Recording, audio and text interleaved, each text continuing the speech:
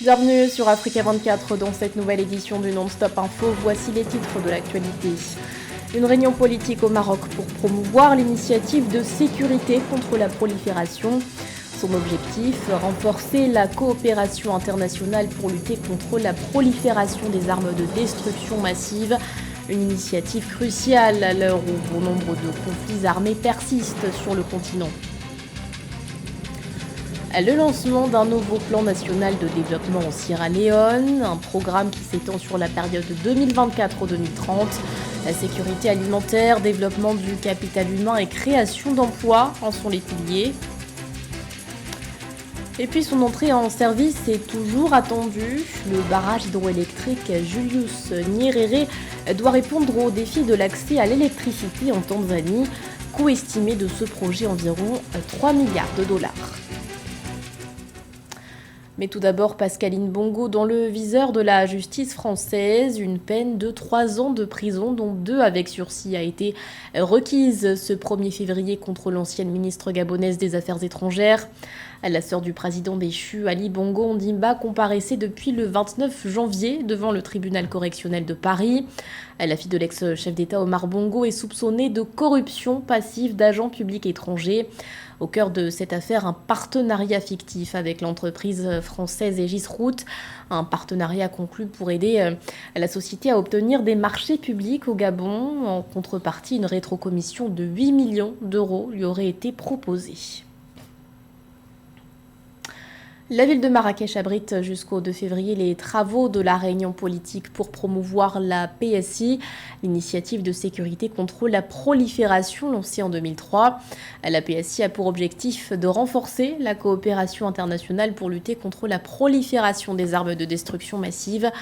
Dans ce cadre, les États participent régulièrement à des exercices pour consolider leurs capacités en matière d'interception de cargaisons. Catherine Gombe.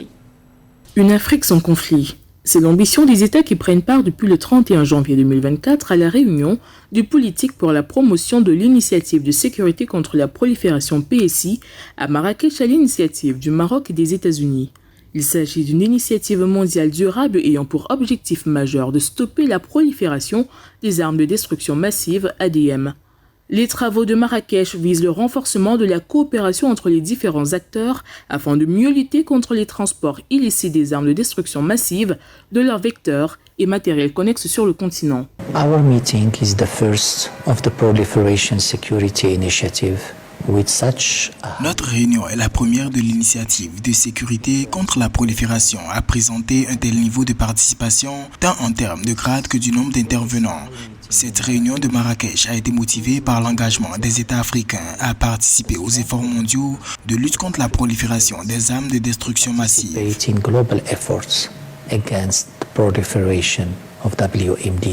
Régulièrement en proie aux guerres civiles, aux conflits frontaliers intercommunautaires, l'Afrique paie le lourd tribut des conflits armés. Selon une étude publiée en 2017 par Oxfam, les conflits armés ont fait plus de 500 000 victimes. Pour consolider la paix sur le continent, l'Union africaine a lancé en 2020 la campagne Faire taire les armes. 4 ans après sa mise en œuvre, près de 40 millions d'armes à feu et explosifs sont entre les mains des civils, dont 10% acquises légalement en 2023. Ce selon une étude de l'Institute of Security Studies. Face à la résurgence des conflits sur le continent, les États africains sont appelés à mutualiser leurs efforts contre la prolifération illicite des armes à feu. Chaque pays signataire agit dans le cadre de ses propres autorités nationales, du droit international et de sa volonté politique de soutenir les principes de l'interdiction et de l'arrêt des ADM et des matières connexes. L'objectif commun des pays de la PSI est de veiller à ce que tous les pays du monde, y compris ceux d'Afrique, s'engagent en faveur d'objectifs communs en matière de prolifération et participent activement à cette initiative. Regroupant plus de 100 pays, l'initiative de sécurité contre la prolifération est un cadre de coopération multilatérale volontaire et flexible lancé en 2003 par l'adoption des principes de Paris, connus sous le nom de principes d'interception. Sécurité alimentaire, développement du capital humain et création d'emplois. Tels sont les 3 piliers du nouveau plan national de développement de la Sierra Leone. Une stratégie dévoilée ce 30 janvier par le président Julius Maada Bio et qui s'étend sur la période 2024-2030. Parmi les objectifs ciblés, la création d'un demi-million de nouveaux emplois pour les jeunes. Les détails avec Sarah Yemeli. Le 30 janvier 2024, Le président de la République de Sierra Leone, Julius Maada Bio, a officiellement lancé le plan de développement national à moyen terme pour 2024-2030 intitulé « Un programme d'accélération transformateur pour la sécurité alimentaire, le développement du capital humain et la création d'emplois ». Ce plan de transformation vise à atteindre 5 objectifs d'ici 2030, un pays autosuffisant sur le plan alimentaire, une main-d'œuvre hautement qualifiée, la création de 500 000 nouveaux emplois pour les jeunes, une économie hautement productive avec un PIB de 810,6 milliards de dollars et un service public compétent et efficace.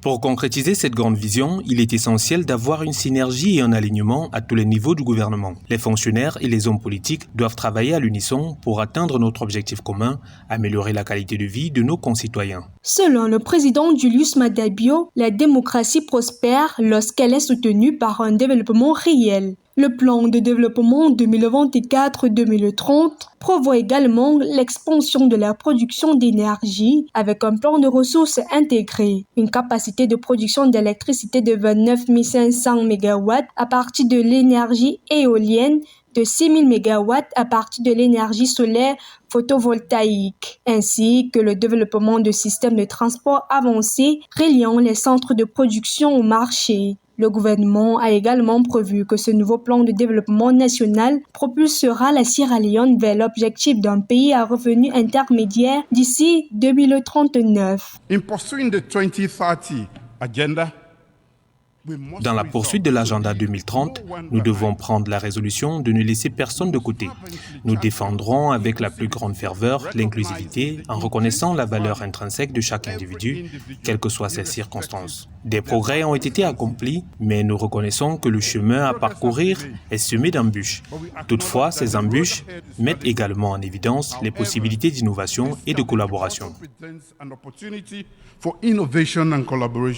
La Sierra Leone a connu d'énormes améliorations par rapport au plan de développement précédent, comme en témoignant les progrès significatifs réalisés dans le cadre du programme d'éducation scolaire gratuite et de qualité, avec plus de 8 000 nouveaux apprenants introduits. Le plan de développement national à moyen terme du pays pour 2024-2030 s'appuie sur des cadres régionaux et mondiaux, notamment la vision 2050 de la CEDEAO, l'agenda 2063 de l'Union africaine et les objectifs de développement durable 2030 des Nations Unies, incarnant une vision réaliste et globale pour la nation. C'est une disposition inscrite dans la loi de finances de 2024. En Centrafrique, le gouvernement a décidé de lever l'exonération fiscale appliquée au riz et à la farine de blé. Une décision prise pour augmenter ses recettes intérieures. Cette année, les autorités espèrent collecter 160 milliards de francs CFA de recettes. Les précisions de Nana Kamsoukom.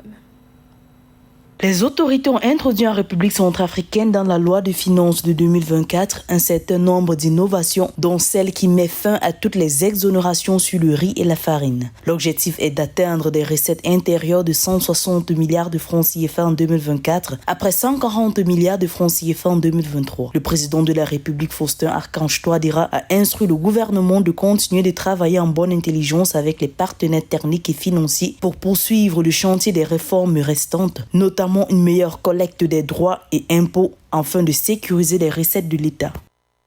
La décision du gouvernement centrafricain de fiscaliser le blé, le riz et la farine, qui jadis ne l'était pas pendant les exercices budgétaires qui ont précédé l'actuel, c'est-à-dire l'exercice budgétaire 2024, aura pour principale conséquence l'augmentation des recettes parce qu'en fait, ces produits entraient en République centrafricaine en franchise de droits de douane. Donc actuellement, ils espèrent obtenir au moins 20 milliards de recettes en termes de fiscalité de porte. Parce qu'en fait, comme c'est les importations, le principal poste qui est souvent assez grand pour l'État, c'est la fiscalité de porte, c'est-à-dire pour franchir le cordon douanier et entrer à l'intérieur du pays. Selon le gouvernement centrafricain, les gains fiscaux douaniers potentiels à réaliser par l'État conformément à la levée des exonérations sur un produit comme le riz sont donc importants. Même si les revers, notamment pour les consommateurs finaux, sera une hausse plus prononcée du kilogramme de cette céréale qui coûte déjà entre 1500 francs CFA et 2000 francs CFA après avoir connu une hausse de plus de 40% depuis 2022. La diminution du pouvoir d'achat des populations à la base.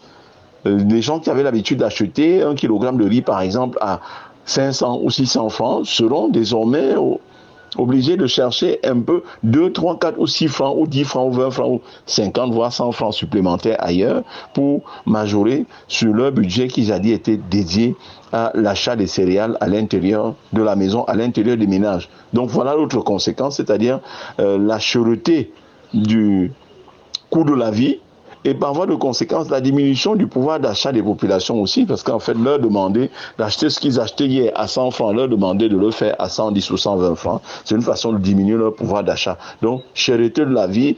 L'un des leviers à auctionner pour plus d'efficacité, conformément aux recommandations formulées par les Fonds monétaires internationaux en octobre 2023, était la rationalisation des exonérations fiscales et le renforcement de la collecte de la TVA des recettes douanières que le gouvernement considère également comme tremplin pour atteindre l'objectif ambitieux fixé en matière de recettes. En Tanzanie, l'entrée en service du barrage hydroélectrique Julius Nyerere semble se préciser. Un projet crucial pour répondre au défi de l'accès à l'électricité.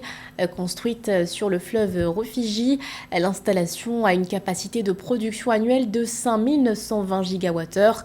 Début janvier 2023, les autorités tanzaniennes avaient, rappelons-le, procédé au remplissage du réservoir du barrage. Catherine Gombe. Le mastodonte approuvé en 2018 sur la rivière Rufiji, dans l'est de la Tanzanie, livrera bientôt ses premiers mégawatts. En effet, la centrale hydroélectrique Julius Nyerere, d'une capacité installée de 2115 MW, devrait commencer à produire 5900 GW d'électricité par an à partir de 2024, selon les prévisions de la Tanzania Electric Supply Company TANESCO, qui procède à des tests de mise en service depuis le 28 janvier 2024. Sur la période 2022-2023, des problèmes d'entretien et de pénurie d'eau induites par le changement climatique ont provoqué une pénurie d'électricité de 400 MW en Tanzanie, déclenchant un rationnement de l'électricité dans ce pays d'Afrique de l'Est, dont la capacité installée est de plus de 1900 MW. Nous demandons aux Tanzaniens d'être patients. Notre espoir d'éliminer les difficultés réside dans le barrage électrique Julius Nyerere et nous sommes convaincus que nous l'achèverons très bientôt.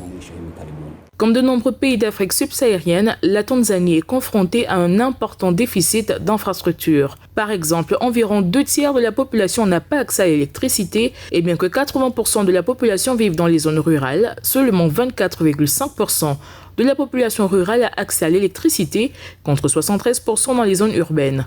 2/3 de l'électricité de la Tanzanie sont produits à partir du gaz naturel et environ 30% à partir de l'hydroélectricité. Le projet de centrale hydroélectrique Julius Nyerere est l'un des projets de développement les plus ambitieux de notre continent. Il contribuera efficacement au développement de la Tanzanie et aura un impact considérable sur les moyens de subsistance de nos frères et sœurs tanzaniens.